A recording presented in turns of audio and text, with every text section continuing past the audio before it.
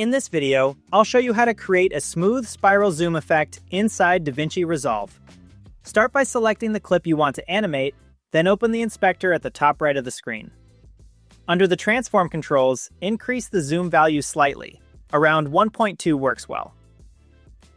Next, click the keyframe buttons beside both zoom and rotation angle to set your starting point.